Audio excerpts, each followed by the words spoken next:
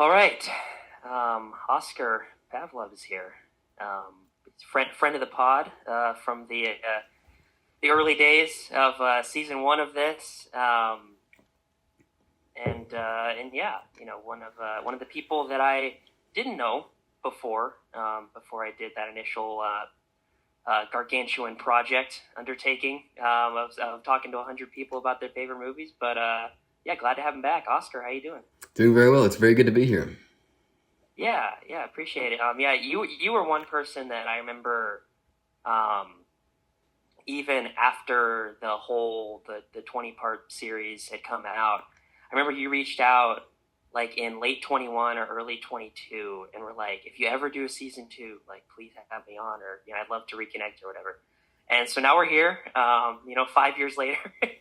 And it was cool we also got a chance to meet in person finally in Lawrence a few months ago. So that was fun as well, because you're obviously studying at KU, and those are my old stomping grounds. So it was good to reconnect there a little bit.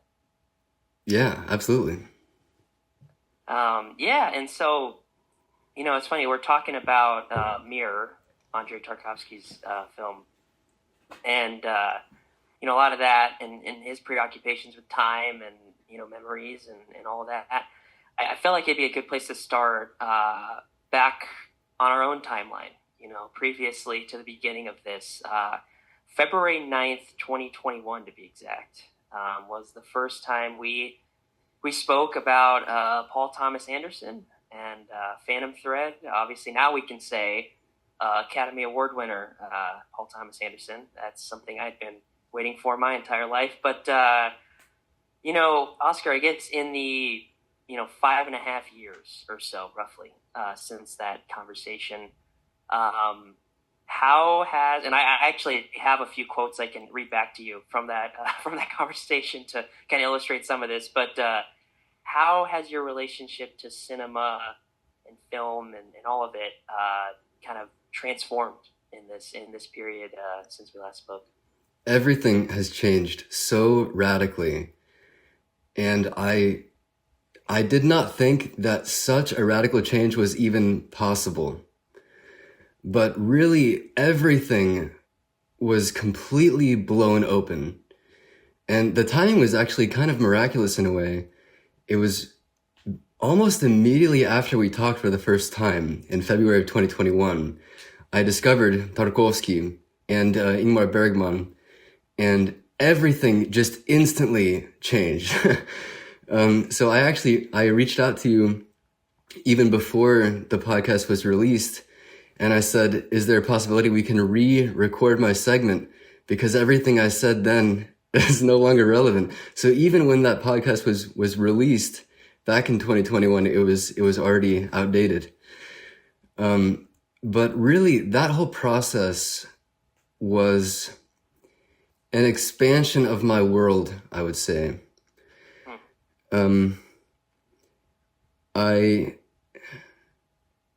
I think it's fair to say that in America, the feeling that people tend to have is that the world of film, like film proper, is what Hollywood does.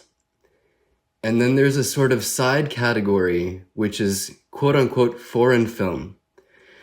And to use a video game metaphor, I feel like people think that Hollywood is like the main game, and then foreign film is like DLC that's not really directly connected to the main story. And I think people think that it's possible to understand Hollywood very, very, very well and stay within the Hollywood bubble and arrive at a more or less full and complete picture of what film is. But once you step firmly and confidently outside and spend some time outside of the Hollywood bubble and stop and look around, you realize that Americans have it backwards, because the main, like the world of film is international cinema, and then the side category is Hollywood. Yeah, no, I do want to get to that in a second, or a little later, because I had personally, not that I've really ever been closed off to art house international classics or anything, but I had a few, just even watching at home, just some transformative experiences with Persona and a couple others. But I wanted to read back a couple things you said, and honestly, like part of the reason, because you jog my memory now that I do remember that text after we recorded the first time, and I guess besides the like journalism side of me, just like it is what it is. I also thought it was valuable, right? Because like that's who you were in that moment, and Absolutely. Yeah.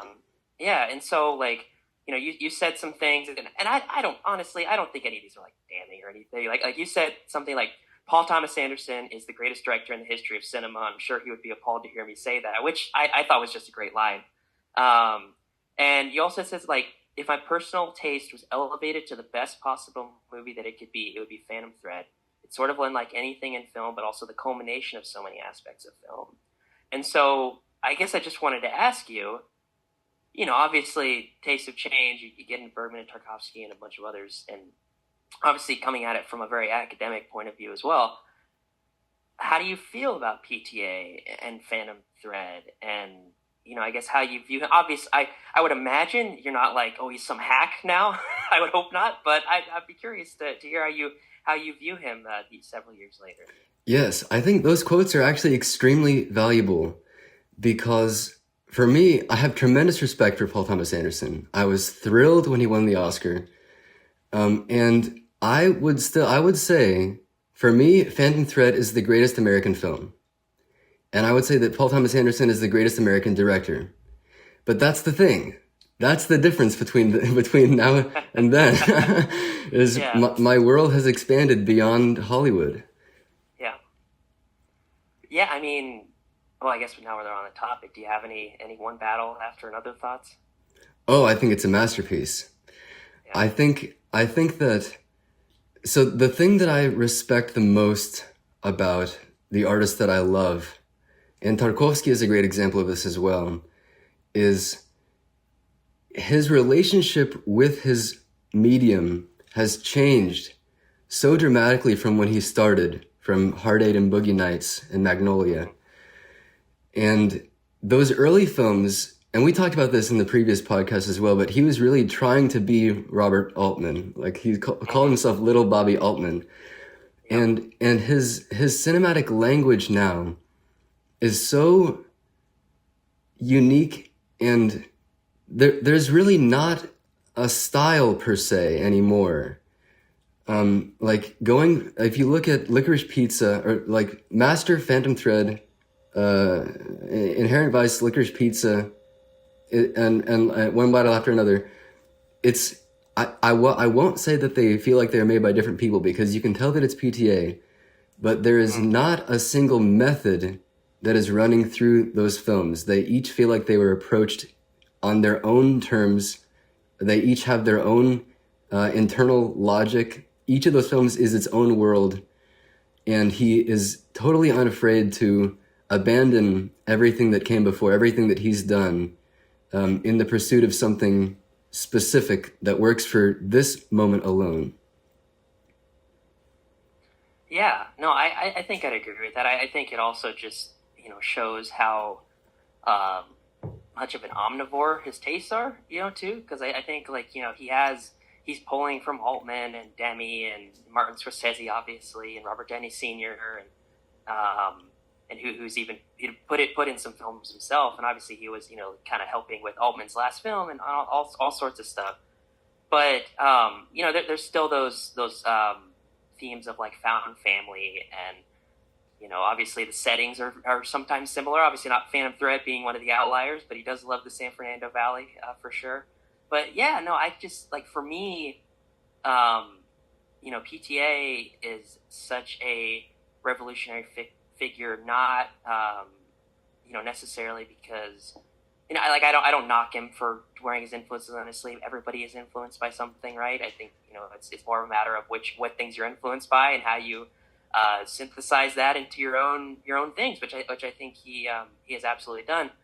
But it's just like I was even watching his adapted screenplay and his best director win yesterday, because I was talking to another friend of mine about Sinners actually, and just how he got that moment. I remember it was like, one battle versus Sinners, and I was like, man, like I do love Sinners, but like PTA is like a generational figure, and it is pretty cool. Like I'm sure, like I've always, maybe I shouldn't say always.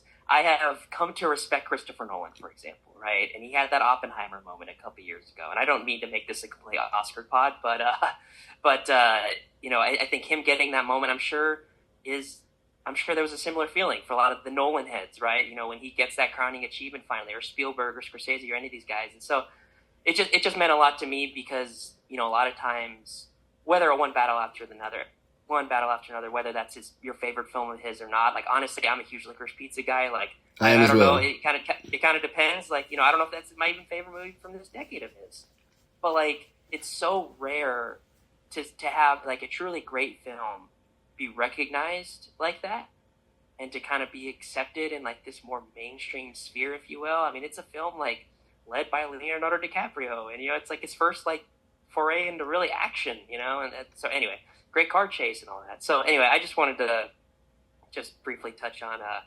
PTA and Phantom Thread, which I still think is definitely one of his great achievements, and obviously Daniel Day-Lewis and Vicky Krieps and all that.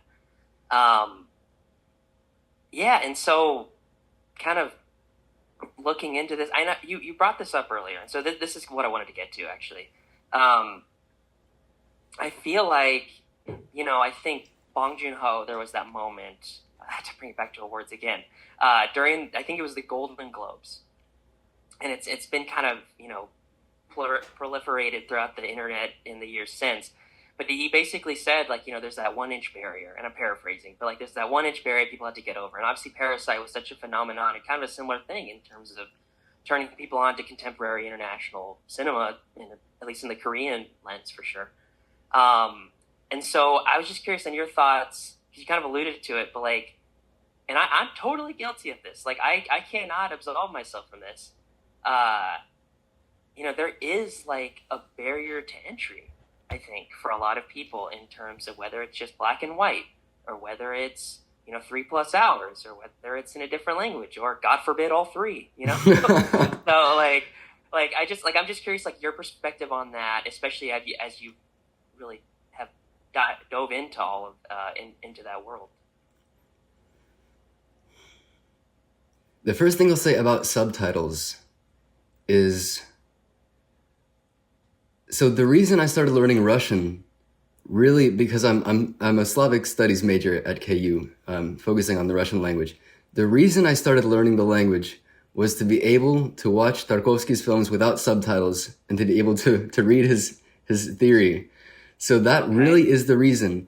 I really am very against subtitles, because if there's a person on screen, like in a shot like this, like a medium close-up, your eye should be on their eye. I think it should be locked to their eye for the most part. And there is an experience that is possible when you lock into an image, when the director is guiding your eye around the image and the edges of the image sort of fade, and there's an immediacy there, and the longer you hold that contact, something takes shape out of that connection. And if your eye is constantly bouncing up and down, or, in a particularly wordy film, like in a lot of Bergman films, there's a lot of talking. So the majority of the runtime, people's eyes are on the bottom of the screen. They're reading the text. So they're not even looking at the actor at all. So I totally understand why people have trouble with subtitles. Because subtitles really are kind of anti-cinema. I think it was Herzog who said that cinema is the art form of illiterates. That sounds like something he would say. I won't agree with that 100%, but there is something there. I think there's a pure imagistic experience to cinema that is unique. And I think subtitles weaken that experience. But all that being said, it's just necessary. Like everything I said up until this point, none of that really matters, because these films are we just have to be watching them. We just have to be. Yeah. And about black and white, I love black and white, and I prefer it to color, and it has nothing to do with making something look old. I think it's much more pure. And what I mean, not just aesthetically, but the experience is more direct and more immediate, and I think it's more emotional as a result. Because color can be very distracting. So in this room right here, this is a bright blue cabinet, and there's some orange in that painting. So if this were a color image, your eye would be drawn to those things. And there's a strange phenomenon where even though we do live in a color world, when you enclose the world in a frame, everything inside of the frame is heightened and intensified. So things that were not distracting before suddenly jump out at you and become all you can look at. Like I've gone out shooting in Baker Wetlands in Lawrence, and I've tried over and over and over and over again to shoot in color. And I don't think I've got a single color photo that I don't know, there's one. There's one color photo. But generally, like, you're swept away by the beauty of the scenery, and then you take a picture, and all of a sudden it's like, oh, the grass is very green.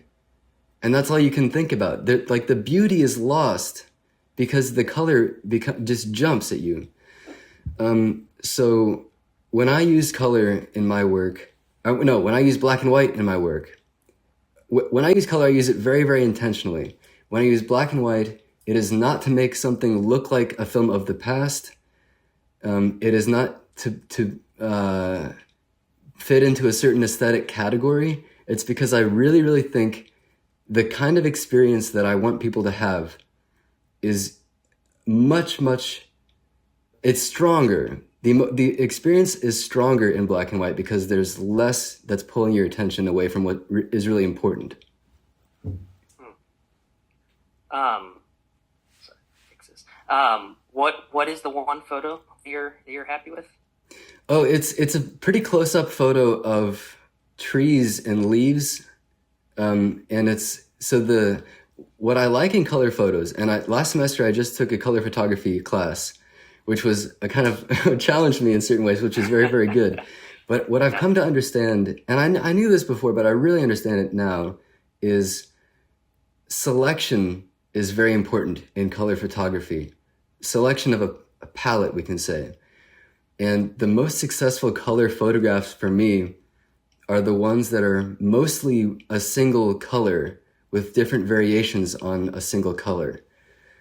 Or if there is a mostly colorless image with a single spot of color, that is very effective.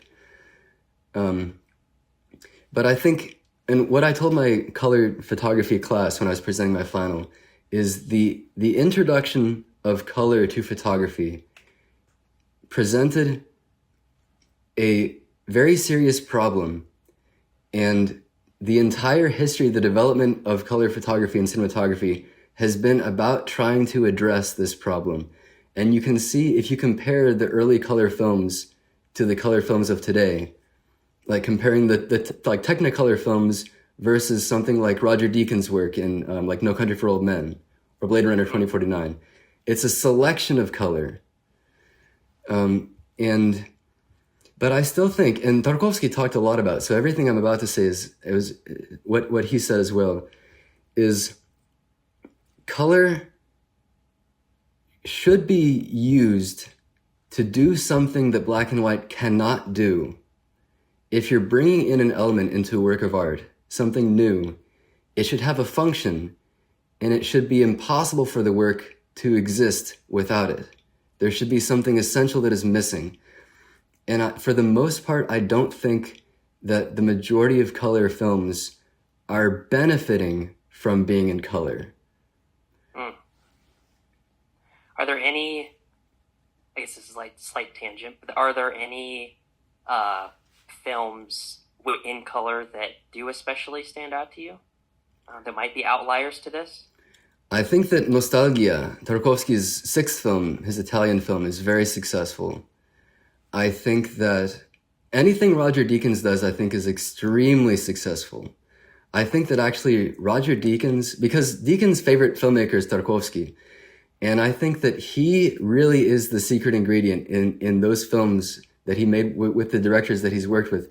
Their best works are with him as the cinematographer. So I think he actually he has a better understanding of cinema than these directors that he's working for. What are some other successful color films? Well, Mirror is a good example.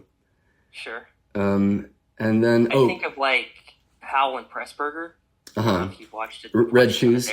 Red Shoes would be the big. I mean, they've done great work in both black and white and in color, honestly. But even like Red Shoes or Black Narcissus or even Peeping Tom, which Michael Powell did himself. I mean, those are definitely ones. Even like Singing in the Rain. I think it is more Hollywood, but that definitely. But yeah, no, I think there's merits to it. Absolutely. Like I mean, like one of my favorite movies is On the Waterfront. Mm-hmm. And that is a film that, like you say, like I think part of the reason that's in black and white is because like the coat that Brando was wearing would have been like super distracting, like this red and splotchy thing, and so that definitely, I don't know, I think there's merits to all of it. I should add one more very successful color film is Portrait of a Lady on Fire. Yes, 100%. Yeah, I mean, Celine Sciamma is like, I mean, she's genius. She's a master. I mean, she's one of. I mean, she's great with a lot of things. I think she's one of my favorite directors of children. Oh yeah. Ever. I know Portrait of a Lady on Fire is not that, but I think of like Tomboy or Petit Maman. Yes. There's definitely like her and Shyamalan and Spielberg are like the holy trinity of that. I feel like. Yeah. But no, she's great. But the one thing I wanted to say was in terms of the barrier to entry. And I think this is relevant to Mir and Tarkovsky.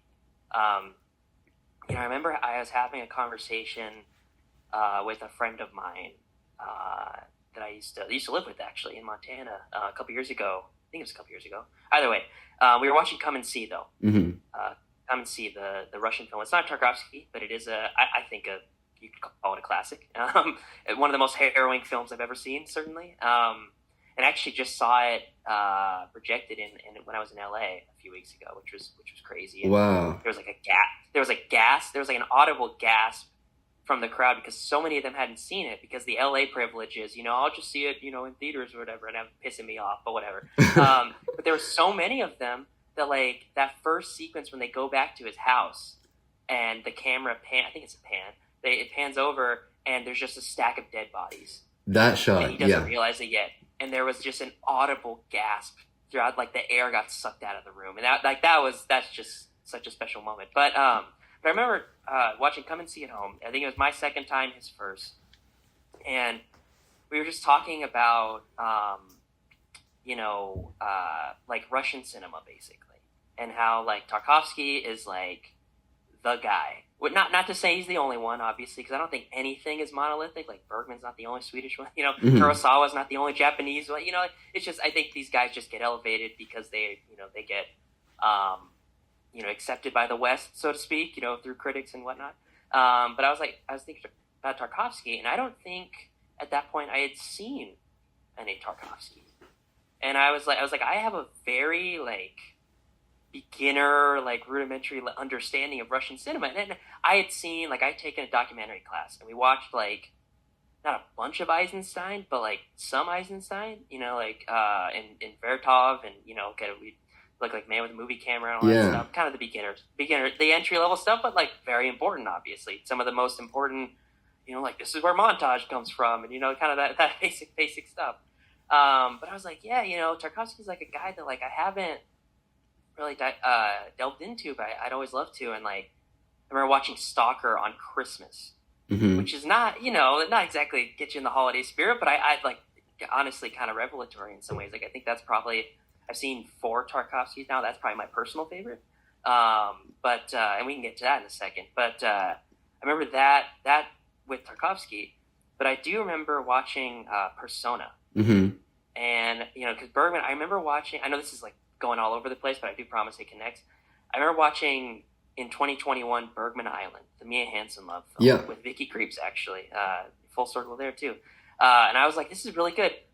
And like, Faro Island and all this stuff. But I'm like, I don't have any connection to Bergman. I've never seen a Bergman film. And this movie spoke to me, but like, I'm like, I don't understand the source text of this really. And it's not a remake or anything, but it's obviously a direct correlation and connection to Ingmar Bergman's work. And I remember watching Persona just in my room, kind of on a, shitty older TV for lack of a better term. Like it wasn't anything. It wasn't pristine. I think it was even streaming on the Criterion channel or something, which I think obviously they do a great job. But like even a disc would have been better than that. I remember watching it, and I was like, oh my god! Like people say this is like one of the greatest films ever, and like there's like probably an argument to be made that like a lot of Hollywood and beyond looked at Vertigo and Persona and was like that like Mulholland Drive does not exist. Oh yeah. Without Vertigo and Persona, right? Yeah. Just an example of many. And so I was like, oh my god, like this is like I'm almost like psyching myself out, trying to watch this thing. And I turn it on and I'm just like, you know what? Like let's just go with it. I think it helps that Bergman's films, like not that I'm some runtime snob or anything, but like it helps that he makes relatively short movies for the most part. Mm-hmm. Outside of like you go like the full scenes from Marriage or whatever, but or Fanny and Alexander. But I remember watching Persona. I was like, okay, there's a lot of like disparate images coming on screen. I'm like, I'm not quite sure, what's going on. But then you get into that narrative. And like what Liv Ullmann and what they're doing with that, and these two people who like you get into like the unknowability of each other, and like there's like monologues that are repeated from like two different perspectives. I don't know. It just like broke my brain basically, and not in a way where I'm just like you're watching like Inception or something. You're like, oh, what's going on? No, it's just like this is like a level of vulnerability and raw emotion, and I think of like Liv Ullmann like floating almost like a ghost through that bedroom and stuff. I don't know. It's just like. I don't know, that was a couple years ago, and that's still like so burrowed in my brain of like this is what happens when you like fully give yourself over to something. Mm-hmm. And like I think of like last year Marienbad is another one that like that is a movie that is like talking about all this opulence and all these like and like completely like overexposed photography and all this stuff going on, but you're just like, man, like yeah, these are in different languages and different people, and like those are from the 50s and 60s or whatever, but like there is something special about I guess like sacrificing yourself to a movie, and like it can happen in so many forms. And Rocco and His Brothers was another one that was like a huge melodrama. Anyway, I could go listing movies on forever, but this came up again when I just saw Tenet, okay? And I know that doesn't fit these other categories, but I just saw Tenet again on 70 millimeter at Screenland Armory, North KC, with a friend of mine earlier this week. And that's a movie that historically I tried it a couple times. I hadn't seen it in the theaters because of COVID, but I was like, okay, at this time, like this is going to be projected on film. Like this is how Chris Nolan would want you to see it, right? I'd never seen it in theaters. I'm just going to like go in and like vibe out and like just see what happens. And like obviously still not a perfect film, have some notes, but like it was just such a rewarding experience. And it's not my favorite Nolan film or anything, but like all that to say is like I think in connection to now as we transition to Tarkovsky, it's like I think there is something really special to kind of enveloping, and as I've read more about his work and I've listened to some of your presentations and writings on him, is like and this even related to like we were on the drive home with my friend talking about Tenet. He's like, hey, you've been watching a bunch of Tarkovsky, and like some of those movies like you don't even need the subtitles at times because of just like it's just like you're just sitting in the image of it, right? And just sitting in the world either that's been created or been observed, right? I don't know, that was a really long ramble of my experience with that, but I don't know, I just think that there is something pretty special about actually, I guess giving these things a try, so to speak. Absolutely. I'm very glad you said that. And I think building on that, what you've experienced, I think everyone that I know who has really committed and really taken a leap of faith has realized that the impression that people have of these works, just like through cultural osmosis, is just not really what they are. And Yeah. the same thing is true for Russian literature, like Dostoevsky, Tolstoy. Like people have these ideas of like if I say the title Crime and Punishment, people have a certain idea of what that novel is like, and it's nothing like that. And Yeah. my mom read it recently and was blown away. It's one of her favorite novels, and she's been saying like people need to just give it a chance because they'll see immediately. Like people think that Russian literature and Russian film as well is long and slow and boring and melancholy and and it's just not true. It's really just not true. Yeah. No, and I think Kurosawa is a good and on the film side of things also a good one who actually was a good friend of Tarkovsky. Yeah. You know, funny enough. But yeah, no, I think that's kind of a good entry point into you know, Tarkovsky and Mirror. And I guess you kind of mentioned it up top, but like how like what was that like for you in terms of introduction to his work? Like how'd you get to Mirror? Was that the first one? Like I kind of what was that journey like for you? So the first Tarkovsky film that I saw was Andrei Rublev. And the final shot of the opening episode, where in the foreground the monks cross from left to right, behind them there's a row of trees, then there's a river, and then there's a road, and in the background on the road there's a line of 4 horses that cross, and then rain comes down. And that moment was something that I had never seen in a film before. This was a level of reality that went far beyond realism. It's a metaphysical, spiritual reality where the movement of the image is being motivated by a much, much deeper movement that is happening on the level of the spirit and emotion and the subjective. And it was the first time in a film where I saw something and I just could not understand how it was done. But I don't mean on the technical. In the past, it was like the hallway. Speaking of Nolan, the hallway fight in Inception. It's like, how is this done? It's a technical problem. Like just build a hallway and rotate the hallway. This is something else. It's really not a question of technique at all. And Tarkovsky writes about how if you see clearly the image, if the artist is clear about what they're trying to say, then there's no question of technique. Everything just happens the way it's supposed to. And this kind of filmmaking ethos is something that I had never seen before, where it's really not a craft process. It's really not about using the devices of filmmaking to achieve an image or to tell a story. The artistic work is happening on a very, very deep inner personal level. And the image that we see is just the most superficial manifestation of that.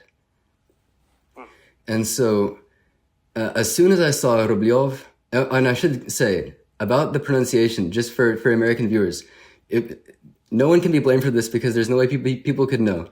So it's spelled in America, it's spelled like Rublev, but it's Rublev because there are 2 letters in Russian. There's ye and yo. And in Rublev, so it should be spelled Rubylyov, because that letter is the same letter in like Fyodor, Dostoevsky, Fyodor, or in Alyosha, or in Potyomkin, the film by Eisenstein, Battleship Potyomkin. So Andrei Rublev, just so you know, just a fun fact for today. So immediately after I saw that, and that was late February of 2021, I immediately watched all of his films within a month. I immediately ordered Sculpting in Time, his book, and read that as fast and as deep as I could, taking notes over the whole thing. And then I started watching all of his favorite films and sort of following Bergman and following Robert Bresson, and just like following all these threads, and just because the way that I found Tarkovsky was through Bergman.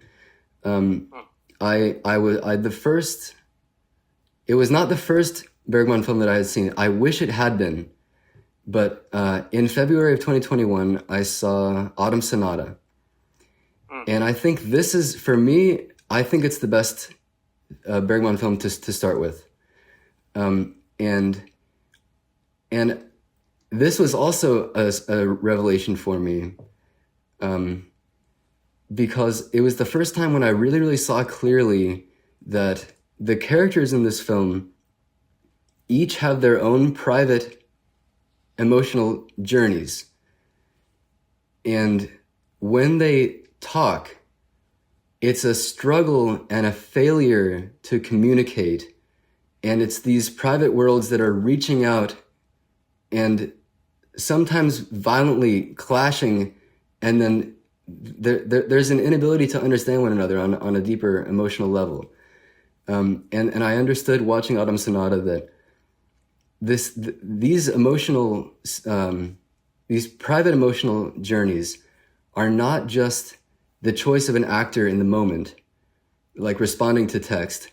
This is the material that the filmmaker is working with. This is the film. Like, the film is this struggle to understand another person. So it's not just like we're telling a story and there's character work that happens. The film is made to show specifically the inability of people to communicate. So anyway, all that to say, I was so blown away by Autumn Sonata. I looked up Ingmar Bergman, and I found his list of his favorite films. And his number one favorite film, he always said the greatest film of all time was Andrei Rublev. And he said that Tarkovsky is the greatest of them all. He said that he also described, he says that my discovery of Tarkovsky's first film was like a revelation. He talks about how there was something that he had been feeling was out there. There was some possibility in cinema that he could sense, but he couldn't quite grasp it. And then he suddenly saw that Tarkovsky was moving around in this space freely, like he was born into this space. So there's just something, I tell people, it is not, I would never say, like, historically you could not say that Tarkovsky is the origin point of the cinematic art form, because he's working in a tradition, in a line of artists.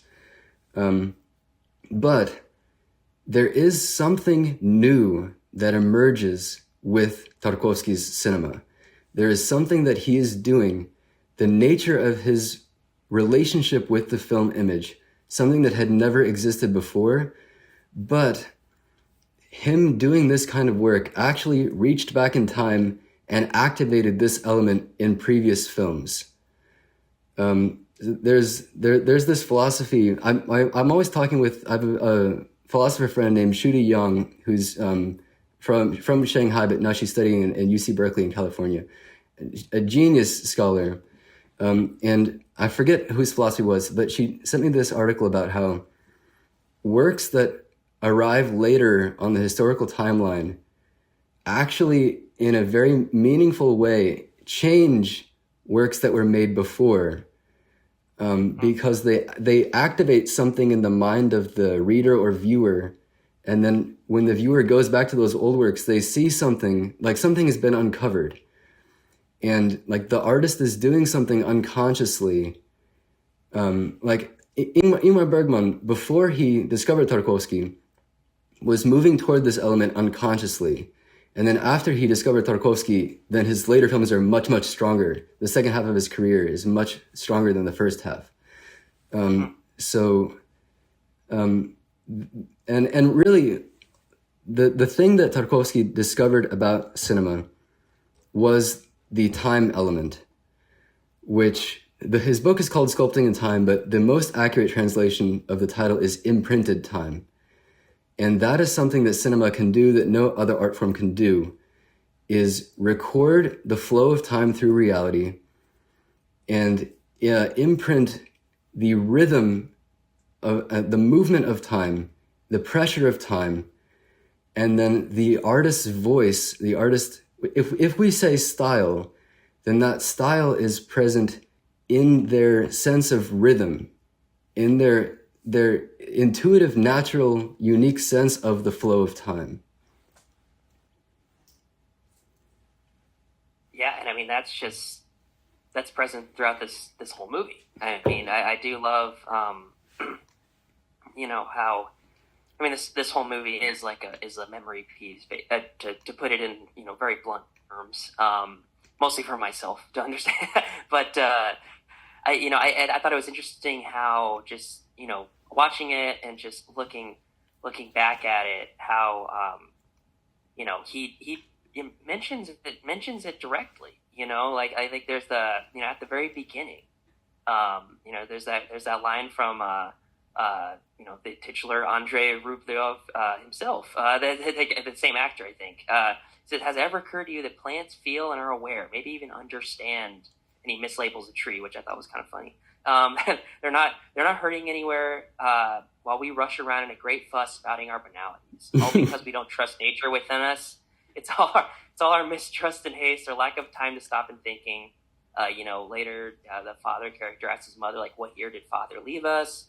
The young boy, gets a shock at some point, like he has this moment of deja vu, like he's been there before picking up these coins, but he's never actually been there.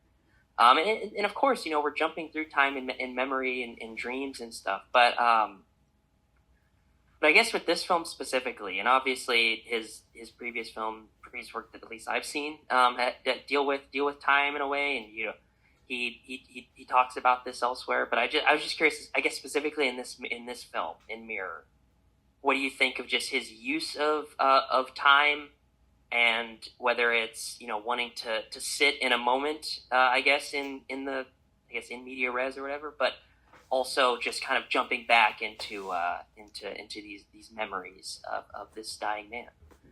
Yes. So I think first, for our listeners, I want to just present what this film is, because I think it's helpful just to know what is happening. Because it really is not, I think people are concerned that it's extremely mysterious and abstract, and it's really very, very concrete and specific. So this film is 100% autobiographical. So all of the episodes are taken directly from his own life, and it is told in the first person subjective. So the protagonist, which is Andrei, he's on his deathbed, he's dying, and in the moment of death, the whole film was a dying hallucination. So he's re-experiencing all these moments from throughout his life. So I think it's actually most helpful to think of this film as unfolding in sequence, as opposed to thinking of it as a non-chronological narrative where you need to put the pieces together. If you think of it like we are sharing his experience, so the flow of images that we see is the flow of memory that he's experiencing. So we can think of it as a one-to-one. We're sharing images one-to-one, but the time scale for him is extremely compressed. I think it could be something like 15 seconds of his time is the whole length of the film. But about the question of time in Mirror, Mirror is, so one of the reasons why it's my favorite film from Tarkovsky and my favorite film of all time is it is completely unlike his other films before and after. And his treatment of time is different. His aesthetic sensibility even is different. There are things that he does in Mirror that he never does anywhere else. And there's a roughness and a this sort of this loose episodic treatment of life and the flow of experience that really stands apart in his filmography. And after Mirror, he actually said, like, moving forward, I'm most interested in observing Aristotle's three unities of time, place, and action. So his final three films, Nostalgia, and The Sacrifice, are like the language that he developed, like working within that language. And I think those are his best works, with the exception being Mirror, which is on a plane above everything else. But so Mirror is just completely singular. It defies his method, and the ideas that he has about how to show the flow of time. In Mirror, everything just goes out the window, and it really was a shock to him. It was an extremely confusing development and process and creative process all the way through. The scenario, the literary scenario, the material, the written material that was used to make the film, in some places has almost nothing to do with the events are completely different. And Yeah, I just to jump in here. I watched a documentary on him that I think is pulling from a lot of different sources, but it's made by his son. Yeah. I believe. Andrei Tarkovsky, Cinema Prayer. Yes. Is from 2019, and it did talk. I mean, it went through all of his movies, but I'm glad you brought up the autobiographical nature of it and how, like, there are scenes, like, for example, like when his father is basically trying to take custody of him in Mirror, like that is a real thing that happened to him, you know, and So how, like, his actually, father basically.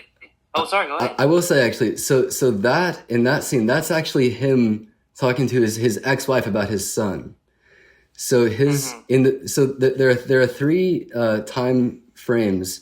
There's his childhood, which is in it's 1935 and 36. And then there's his adolescence, which is during the war, which is during 1943 and 45. And then there's the close to present day, which is around 1970. So this is after his divorce. So the sepia tone sequences are in the 70s.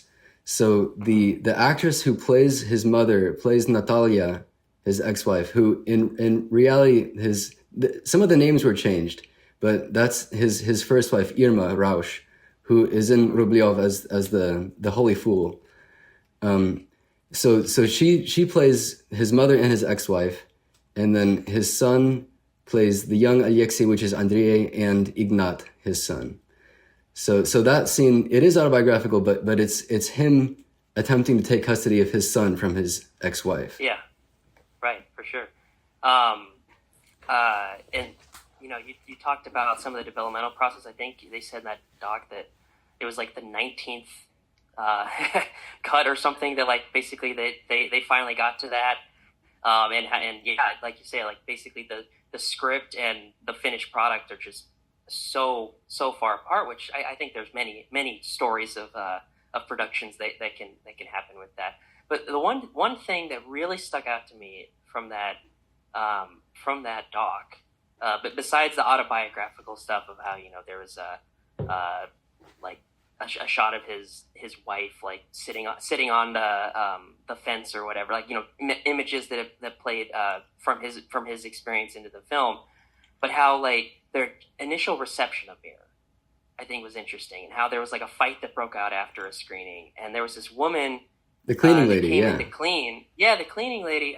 This is, like, honestly, this was, like, of all the stuff in that doc, that was one of the things that really stuck with me. This cleaning lady comes in, tells everybody to leave, and was like, guys, like, what are you arguing about? Like, this film is obvious. And she basically says, like, a man felt very ill and thought he might die. He remembered all the terrible things he'd done to others and wanted to apologize. That's all.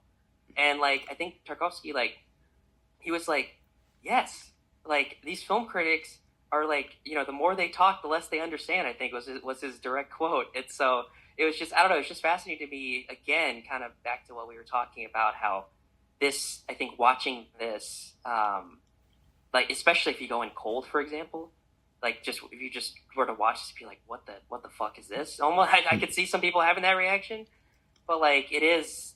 I think when you kind of burrow into it like that, I think it is, you know, maybe straightforward is the wrong word, but it is. I think it is apparent what's going on. I think it's very straightforward, and actually, so So obviously he was very, very opposed to symbolism.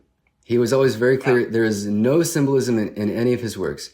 And there's a quote from him that gets quoted a lot, where he says, if you're searching for a meaning, you're missing everything that's happening. Yeah. I just want to address, I've seen this online on some, I would caution people against, just be careful what you watch online, because I have yet to see a YouTube analysis of any of his films from an American YouTuber that really understands the nature of his work. But so when he says, if you're looking for a meaning, you're missing everything that's happening, I think people seem to be hearing that, and their takeaway is nothing is happening. This is all abstract. But really what he's saying is these are very, very specific, concrete, real moments. And in life, there's no such thing as the symbolism of a particular moment. Things are just happening. So that's the way that he wants people to approach his films. I think his films are really extremely easy to... There are different kinds of understanding. There's this sort of academic, intellectual understanding, and then there's like an intuitive knowing of something. And the second is what he's interested in. But that comes out of treating the images as something that is real and concrete and specific. So he's not working with types of things, like general, like it's not a surreal image of a burning barn. It's in 1935, his neighbor's barn caught fire, and he walked outside with his mother and watched it burn. So it's not like, what does the fire and the rain represent? What symbolic meaning is here? It's just look at it, and that's what it is. So Yeah. if we talk about a meaning in his films, the meaning, it comes through in the whole construction. So like that cleaning lady understood perfectly, the individual episodes on their own are meaningless. Not to say that they're empty and that they're abstract and quote unquote surreal, but they can't stand on their own as a sort of text. But if you take the film as a whole experience, it affects you in a certain way. And it can be a meaningful experience, but meaningful in the sense of like, this means a lot to me, as opposed to what does this symbol mean? Yeah. Yeah. No, I think he went to, he went as far as to say like using symbols as anti-art. He said at one point, I just think it's fascinating how he takes such a he took such a religious approach, as to filmmaking, and how these were like almost like acts of prayer more than just stories he wanted to tell. I will say though, whether there is intended meaning or not behind them, I do think that shot of the barn on fire and the water dripping down that is. I mean, I'll tell you what, man. Like one of the things crippling, modern filmmaking, I think, is, and I'll just limit it to one.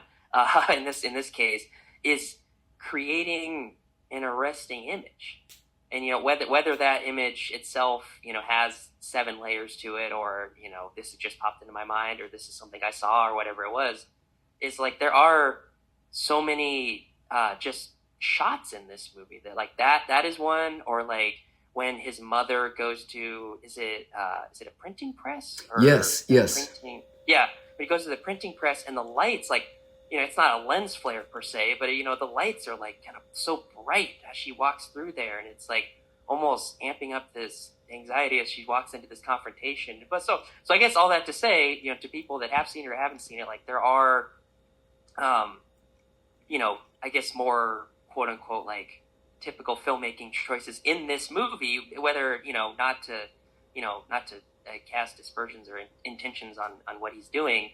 I do think there's some even surface level enjoyments, I guess you could make of this film, where it's like, oh man, like that is that's so striking, or that's it's just, I don't know, that to me I think was one of the entry points into this for me, where it was like wow, like this guy is just a great artist if nothing else, right? Yes. Definitely. I'm glad you brought that up. I also, since you mentioned the printing house, I just want to say, just for our listeners, because this is something there's a lot in this film that now for us in America, things are much more confusing than they would be if we were watching it in Russia when it was released. Because there's a lot that would have just been intuitively understood by the people of that time. So when his mother Maria worked at the printing house as a proofreader. In that sequence, they are printing the complete works of Stalin, and the fear that she has is that there's a typo. She suddenly sees in her head, she thinks she's made this typo where the T in Stalin is replaced with an R, becoming Sralin, and Srat is a verb meaning to shit. So, she's worried that that Stalin is named like shitter. And this is based on a real incident that did happen at a printing house, not his mother's, because obviously this crisis didn't end up materializing. There was a printing house where this incident did happen. I forget exactly what happened to the people who worked there, but I think it was not good. But so like that incident would have been familiar to the audiences watching his films, because like the oppressive atmosphere of Stalin's regime was everywhere. And anytime there's any kind of fear like that, like this sense of, because of a small mistake, we could all be killed, it's always to do with Stalin. Yeah. No, that actually is part of what I wanted to talk about with this as well, because this film is, I think, at least, I'll just say, I think it's haunted by war a little bit. You know, with obviously bring up Stalin, but whether it's World War I or World War II, like there's that scene where with the practice grenade that was so striking to me as well. And I was just curious whether it's that scene specific or the Stalin stuff, or just how war kind of hangs over this movie. I was just curious your thoughts on how he used that.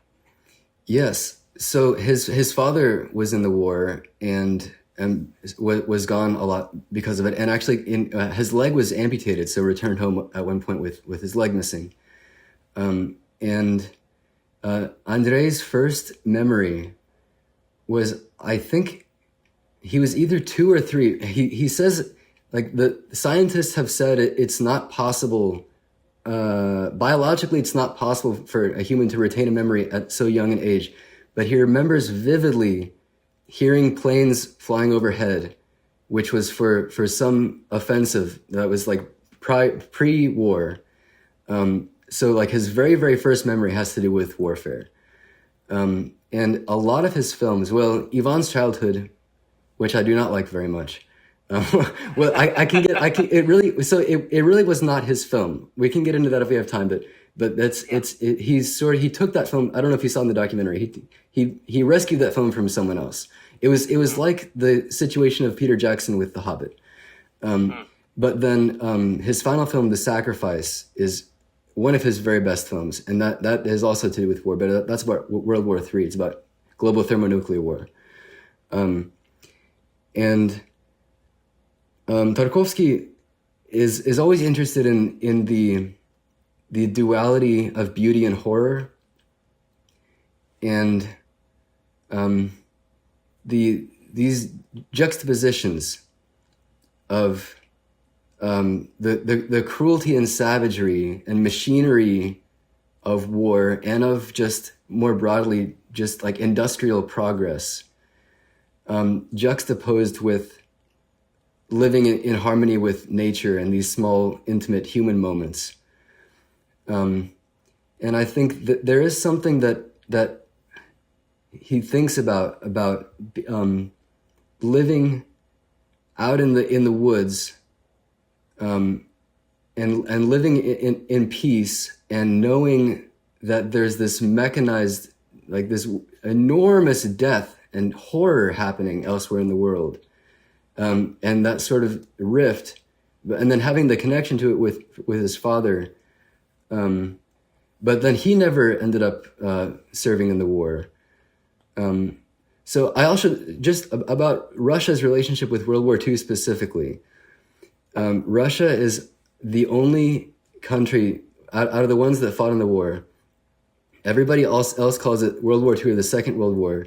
In Russia, even to this day, it is called the Great Patriotic War, which is extremely troubling. But Yeah. the propaganda was so strong that this war was the noblest thing. It was presented that way by the propaganda. Like, send your sons away to defend the motherland. It's like doing their duty to their country, which, I mean, we're familiar with that kind of ideology. Yeah. But then people were coming back, like Arseny Tarkovsky's father, missing a leg, and there's that, we can't make sense of like the ideas that we went away with. We went to fight with these grand ideas, and the reality is so far from our ideas of these things.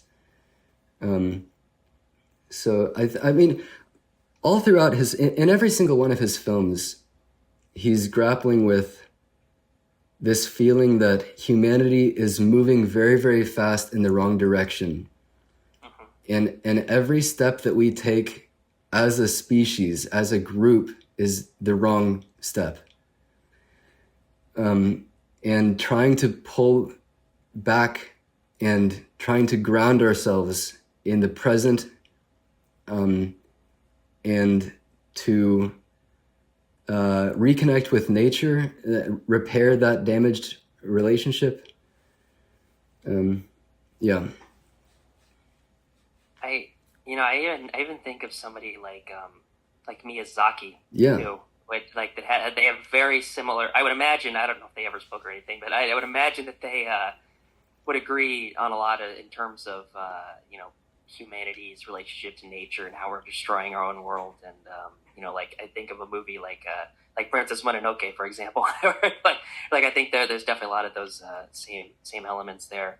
But I'm also always just like fascinated through the different perspectives of how every filmmaker, not rationalized, but how they came to understand how like their country and how society, I guess in general, like reacted to the war, whether it's World War I or World War II. Like I think obviously there's some great American films about that, like Best Years of Our Lives. William Wyler is one of my all-time favorites, and that's just soldiers coming back from war, and again one of them coming back with hooks for hands instead of just because of the toll that came on them. I think of the Japanese filmmakers and how they responded to the war, and obviously there's the Russian response as well. So I don't know. Obviously this isn't. I don't know if Mir specifically would be like his response to World War II or anything, but I do think it colors a lot. Yes. Of what comes in the decades after. And I always just just as a fan of, or I don't know if fan's the right word, but I'm interested in history, and I think that's just fascinating how it colors all of that. Yes, absolutely. That reminded me, one of the crucial episodes of the film is the documentary footage of the soldiers trudging through that water. So that was this offensive. They were crossing Lake Sivash. The Russian army, the Red Army, was ordered by high command to take this strategic position. And so they had to march across what you see. And there were overwhelming casualties, enormous loss of life. And they ended up, they did succeed in taking the position, but at enormous cost. But now, in the history books, like that would just be taught as a victory. Like the army was told to take the position and we marched bravely and we took it for our country. But the reality of that, like trudging through that water, dragging all that machinery, and actually the cameraman who filmed that footage was killed that same day. Wow. Jeez. I mean, those are also just those, I guess, like interstitials or whatever you want to call it, with bombs going off or soldiers marching. Those are also so arresting from this film as well. I also, I was just curious about your thoughts on the voiceover that is kind of interspersed through this. Obviously, you don't see the protagonist necessarily, but he does just have these like readings, I guess, if you will, throughout that are kind of stitched throughout. I don't know if it's like poetry or whatever you would call it, but just that was some of the phrases stuck out to me, like like fate chasing after like a madman with a knife, or talking about the death in the world. I guess I was just curious about your thoughts on how those are used to help tell this story as well. I'm very glad you asked. So there really are two male voices that we hear. So there's the voice of the narrator, who is Andrei or Alexei in the film, but it's performed by a famous Russian actor at the time. But then and we never we do see glimpses of the narrator. There's one moment where we see him briefly in the reflection of a pane of glass of a cabinet in a scene in the present day, or in the 70s with Natalia. And then you see him lying on the bed toward the end where his hand is the bird. And that is actually Andrei himself in the bed. Oh, okay. So there's the narrator, and actually in the script, that credit is designated as like voice of the author. So it really is like it's like the artist is that character. And then we have the poetry, which is being read by Arseny Tarkovsky, Andrei's father, who was a famous Russian poet. So he's reading his own poetry. And so that first poem that includes the phrase "a madman with a razor," that was written about his relationship with his wife, with Tarkovsky's mother, Maria. So we're seeing these images of her abandoned. Well, he did eventually abandon the family, but this is just when he was away at war. But she's living alone, and this poem that he's written about her is sort of echoing through this space. So, and also the older mother is Tarkovsky's mother. That's his real mother. So he has his real mother and his real father involved in the film. And so these reconstructions of the past he's coloring them with documentary material. So he is documenting his own life, but it's through this sort of artist lens, but then taking these documentary texts written in this time and place and then narrated by that person, but in the future looking back. So he's connecting time and space, and he's bringing sort of shades of like all those feelings. It's all being compressed and intensive. What's the word? It's like a condensation, like a distillation of all of this experience into a single image. And actually so his initial idea, I don't know if he was ever actually really planning on doing this, or if this was just something he was thinking through as part of the process. But in the literary scenario, the written material, there's a questionnaire to be filmed with his mother with a hidden camera, under the pretense that she would be talking to a psychiatrist or someone, and ask these very specific questions that would relate to moments in the film, and then her responses would somehow inform the direction of the creative process, because things were still so in flux. But actually, that is why Vadim Yusov, the cinematographer who shot his first three films, backed out of the project because he thought it was unethical to shoot with a hidden camera like that, which I think is wonderful, because I think Georgi Rehrberg, the work that he did on this film, is so sensational and so unlike anything else in Tarkovsky's filmography.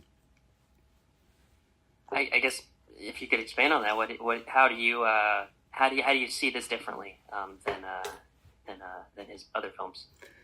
Well, his first three films shot by Vadim Yusov, so Ivan's Childhood, Selyaris, Ivan's Childhood, Andrei Rubyov, and Selyaris. Those feel like a Soviet film. They like formally, like the lensing, it feels like it was something that could have been made within the Soviet system, but just by a genius. But then, and then his final three films, Stalker, Nostalgia, and The Sacrifice, have their own language that is very, very Tarkovskian. It's like that's the language that he was seeking and then found. And those are like formally there's an approach there, like a visual language there, where like from with Stalker and Nostalgia and The Sacrifice, you could almost edit scenes from each of those films together, and it would almost be cohesive. But Mirror just has no rules. It's constantly changing the nature of the film image, and obviously there's things like the merging of the documentary and the fictional material, but then like the question of a camera as a point of view, like far back into his childhood, it's very, very clear that the camera is separate from his younger self. But then the closer we get into the present day, it's almost first person. It's never exactly where his head is, but sometimes it's like that. It's very, very, very close. So it's almost a first person camera. And sometimes it moves almost in ways that a human body would move, but not quite. It always has the language of, it feels like a film apparatus. But it's like this system of memory and dream and history is being expressed to us through, like by means of the mechanism of film, but the true pure experience is happening on a plane that is on a higher level of consciousness that is totally outside of our understanding, just in the realm of pure thought and like hallucination, we can say. But there are things, because so Tarkovsky is known for his long takes. I think it's unfortunate. I think he never would want that. He wouldn't want that to be his legacy. It's just how long can you hold the camera, because that's never what he was never like had a stopwatch. It's like, how long can I make this shot? He wanted people to be, like you were talking about earlier, bring themselves into the shot, immerse themselves in the world, and just live in the world, and become so acclimated to that world that you are following the people moving within the frame, as opposed to following like a series of images that are telling you a story. And that's seen very, very clearly in his final three films. They're all filmed that way. But then Mirror, we have these shots that are, it's a continuous shot, but it's fragmented, and it finds all these different frames. Sometimes it's looking in a mirror and then it comes around a corner. So it's a very free language, a filmic language. He was always kind of, how could I put this? His experience in the Soviet Film Institute hindered him at times.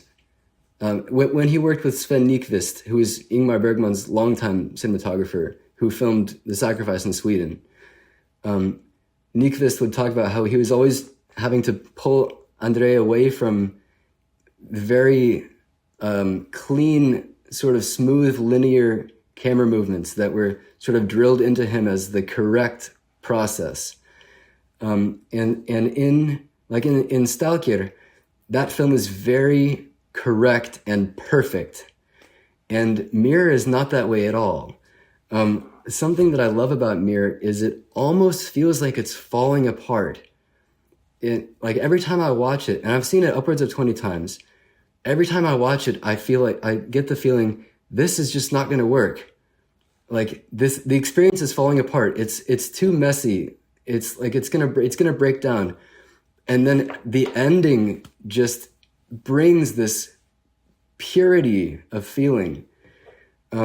So it's a controlled chaos. But really, I mean, more so than that, it was responding intuitively to the impulses of the moment and just following just giving the film what it needed, and then trying to connect the pieces later in editing, trying to find that the thread of time that's linking all the shots, because he really felt like this film, and I think filmmaking on the highest level, the film makes itself. The artist is there to help, but the film lives and breathes by its own laws, according to its own internal logic. And this is nowhere more true than in Mirror. I think he did not understand the way that Mirror was made. I think it would be impossible for him to justify, to rationalize certain decisions that he made about filming or editing.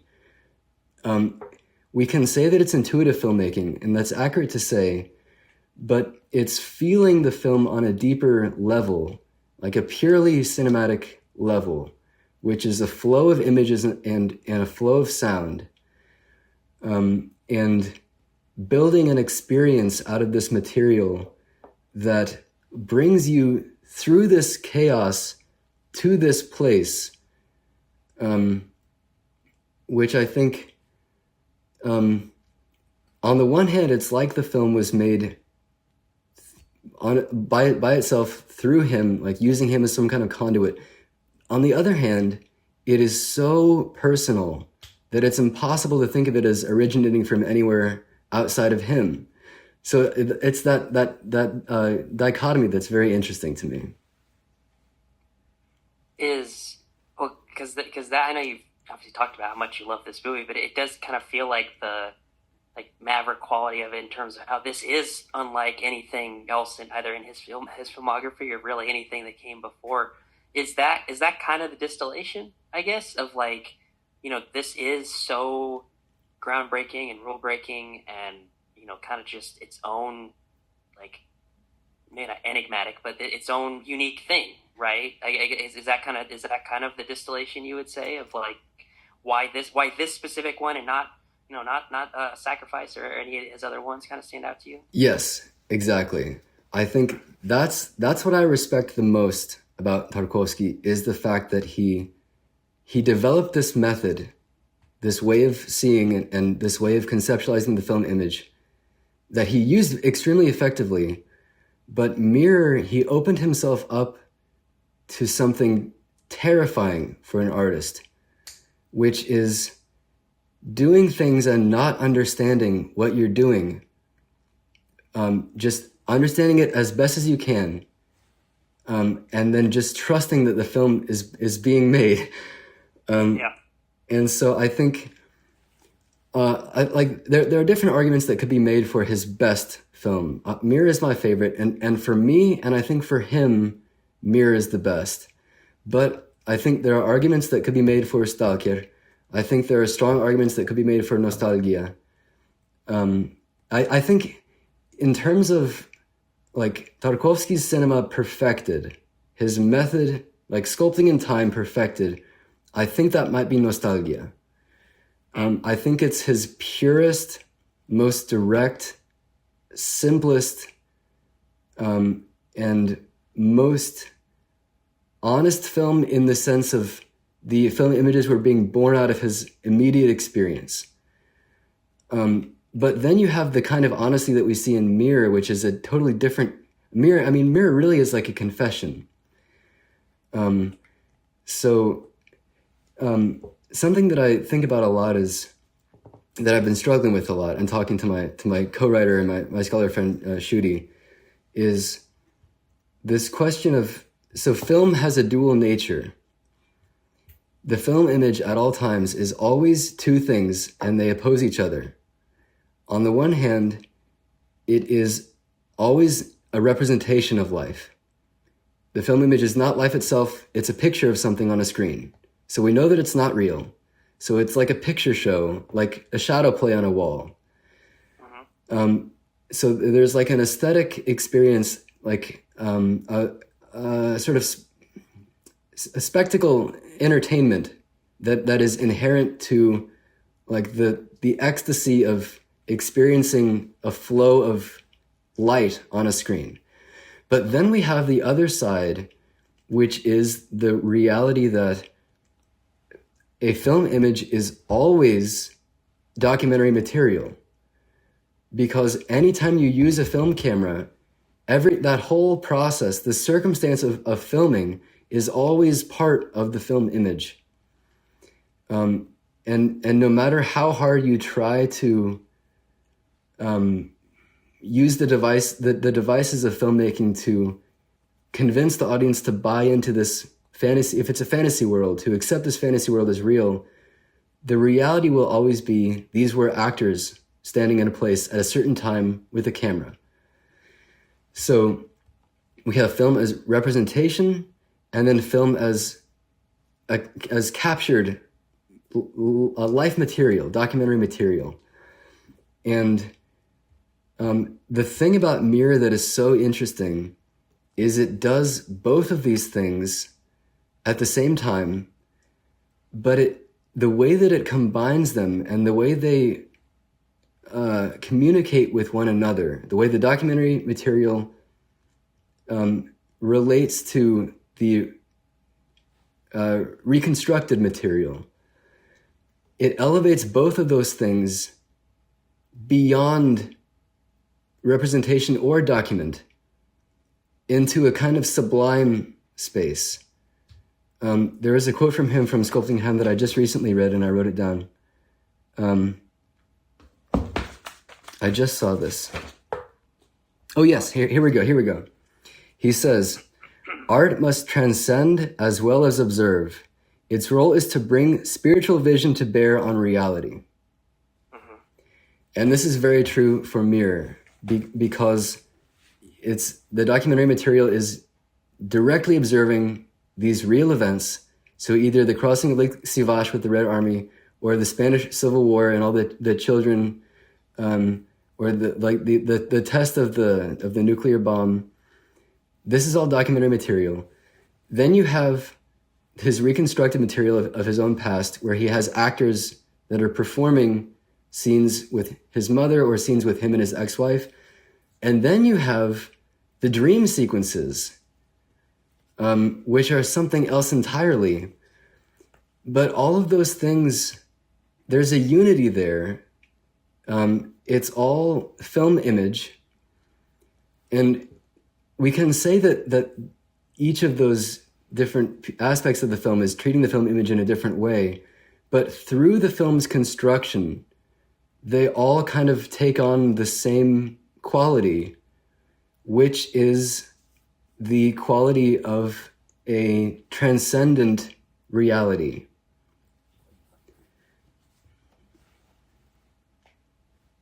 That it's funny. Listen to you talk about that, and I personally kind of I guess it depends on who's doing it, but I do kind of love when some filmmakers call attention to the artifice of it a little bit, and how I think of recent stuff like Asteroid City with Wes Anderson, or even some of the reconstruction you're talking about. I think of Mishima, yeah. film. Yeah. That I think is doing a very similar thing to what you're describing in Mirror, in terms of the recreation of those stories in opposition or in parallel to the main narrative of them attacking the military building, and how that is a film that is so in the recreations of the stories, that film is so artificial, but it's also just a glimpse into this man's psyche at the same time. So it's you're getting this super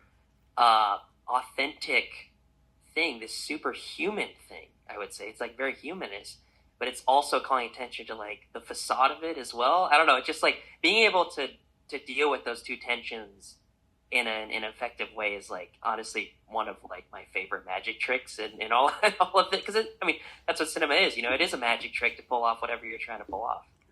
I'm so glad you brought that up, and that's I'm very very glad we can have this conversation. So, the visible artifice and what that can do. This is what I'm very interested in right now in my own work, and there's a question that I had a while going back to there was a play that I watched on Broadway called "The Curious Incident of the Dog in the Nighttime." And there's a moment in this play that really upset me, not in a good way, where they break the fourth wall, but it's the characters stepping out of the story to engage with the audience as characters. And for a long time, I was thinking about this and trying to figure out why I was so bothered by this. And I realized, if you're going to expose the artifice, there has to be something real behind it.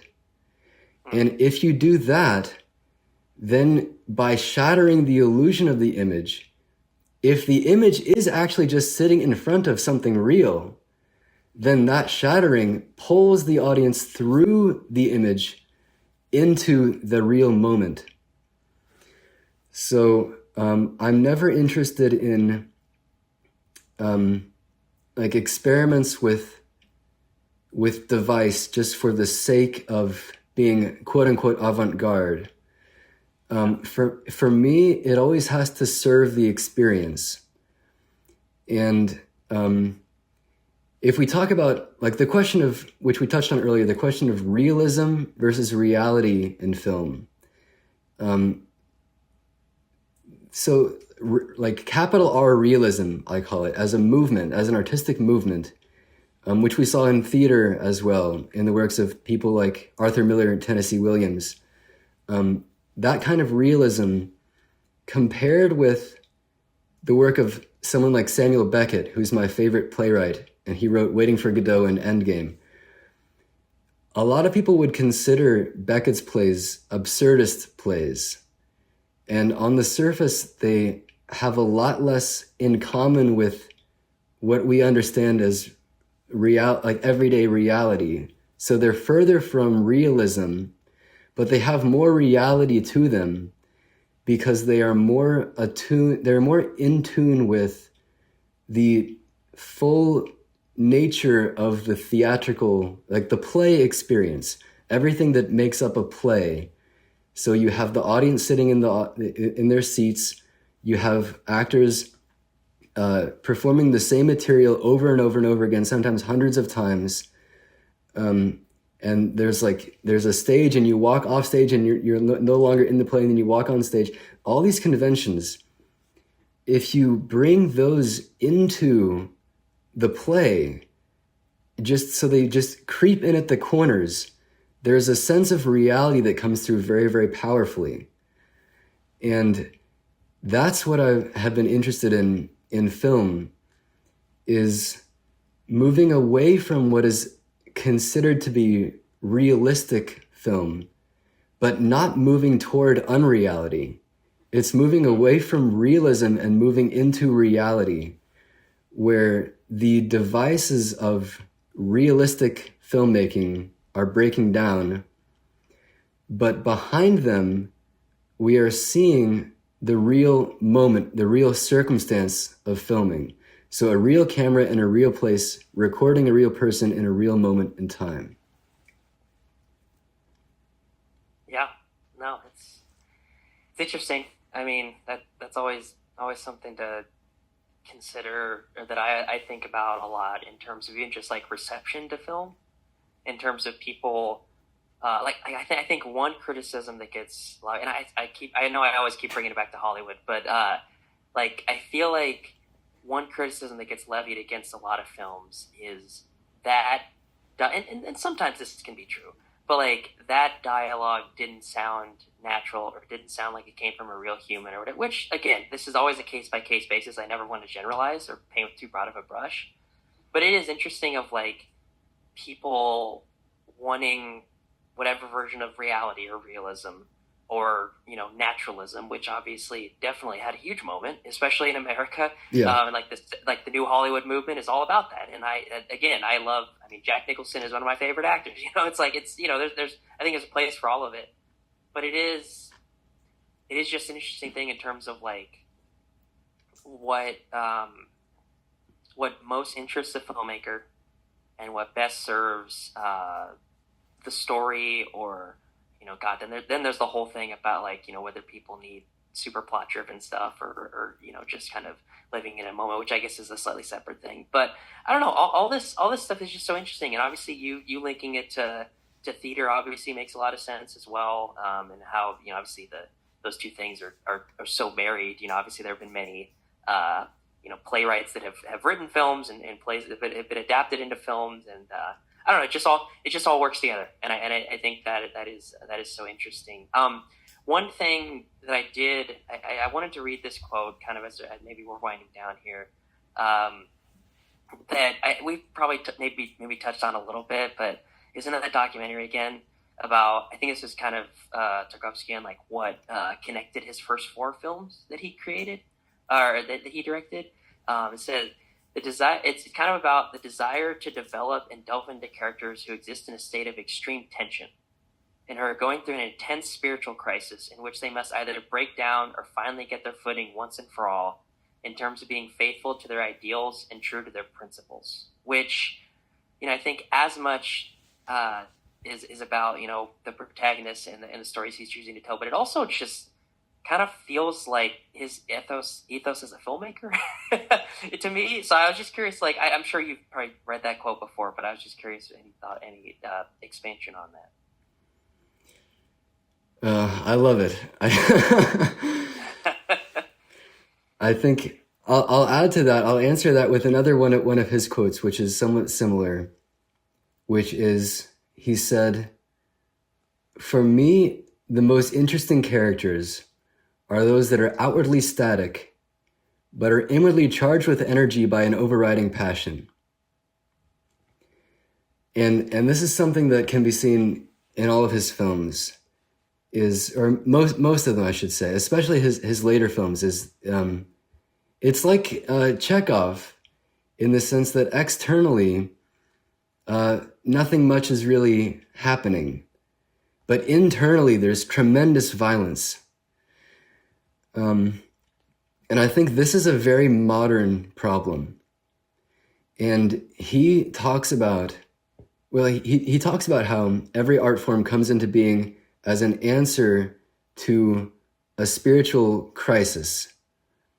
So the world has reached a point where it can no longer continue without some new mode of expression. We need to master some new aspect of reality. And he talks about how the birth of cinema, if we round it off, it's right at it's around the turn of the 20th century. And if you think about what was happening in the world with industry at that time, and the mechanization of life, and the isolation of the individual, like from other people, and then from nature especially, like taking people out of nature and putting them in cities where they live in a teeny room by themselves. Regimented time where everybody follows a rigid schedule and everybody's days are broken down into units. And then an education system that prioritizes what he describes as a materialistic worldview, which is thinking about how to understand the world intellectually and how to exploit it, as opposed to feeling our place in the world and feeling what we need to be, like the role that we need to be playing, like for ourselves and for one another and for the natural world. And his films are all answers to these problems in different ways. And I think now actually people are in a better position to appreciate them than when they were being released, because isolation is such a universal phenomenon, and his characters are so isolated. He has, like you said in that quote, his characters are these individuals that are going through these incredibly painful spiritual crises, and really they have to fight this alone. And it's up to them whether they collapse under the weight of this or whether they come through it. And I know that it's being like the savior of cinema is being presented as like the communal experience, like going out to the theater with friends and experiencing a film with lots of people. And I know that like people are trying to get bodies into theaters, and I understand and I appreciate that. But I do think for films like Tarkovsky, like his work, and Bergman, I think as well, I think these are films that are actually best experienced alone. And I do think they present the viewer with a challenge. I think it is an undertaking. I don't think these films should be taken lightly. And I do think I completely understand when people say that they feel like they aren't ready, because I think there's a time for everything. And people have to be in the right place to be receptive to this kind of experience, because it is going to challenge you. It's not an intellectual challenge like I think people are concerned about, but it is a challenge to engage on a deeper level with life in a way that I think people are uncomfortable with right now. But I think the real crisis right now, that I think is the source of every crisis, is that people are living in abstract worlds of ideas, and like it's a fantasy world that people have escaped into. And I understand why, because life is extremely unpleasant much of the time. And especially with the pandemic, life was so unpleasant. We had to escape somehow. But I think Tarkovsky would want people to be resisting their urge to flee reality into what seems to be a safe space, a world of fantasy and comfort. Because the present moment needs us. And I think we have become so distant from the immediate present that we aren't seeing things for what they really are. And the very, very first step in solving any problem is seeing things clearly, seeing the problem clearly. Because if you don't, then any solution that you might come up with is never going to quite work.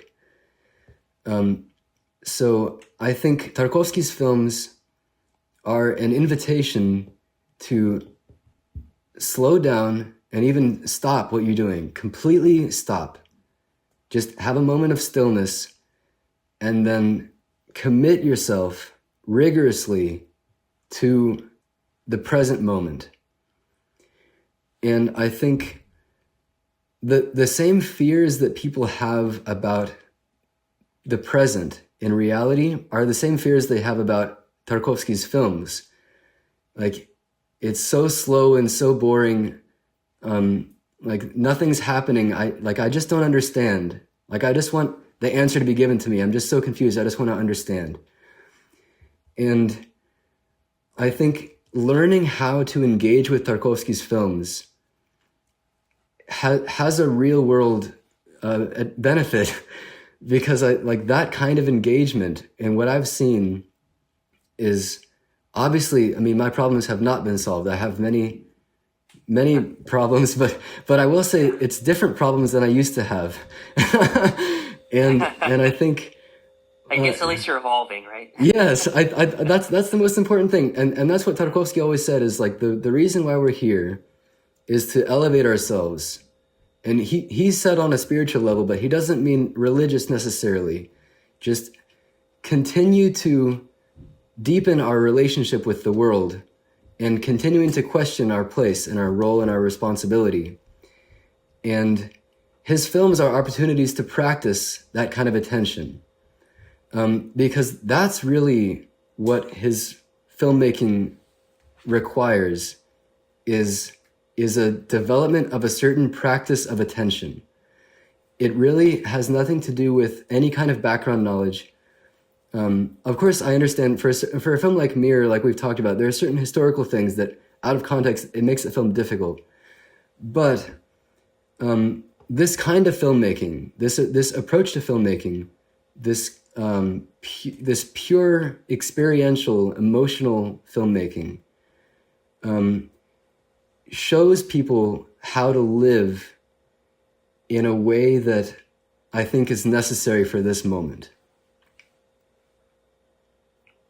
Yeah, I mean, I think that's kind of the bedrock of all of this, right? Is I think that's why people have been turning to movies forever, and how they're reflections of how people are feeling and how society is going or not going so well. And I think people, whether it's escapism or retreating to comfort, whatever, and or just kind of trying to make sense of anything or learning about different places, whatever. I think it's all of a piece, and I think that however you well, I guess preferably not on a phone, but however you experience, Tarkovsky's movies or Bergman or any of this stuff, I think it's there's a power to it, and I think that that's definitely evident if you spend the time, whether it's durational cinema or just something that just flies by. Like I think of Kelly Reichardt is one of my favorite filmmakers, and she definitely is in the slow cinema camp, I guess, if you will. And but I still find her films so rewarding and so human. And yeah, anyway, I just, again, as we were saying earlier, just give it a shot. Might be something that changes your life. Not to put too fine a point on it.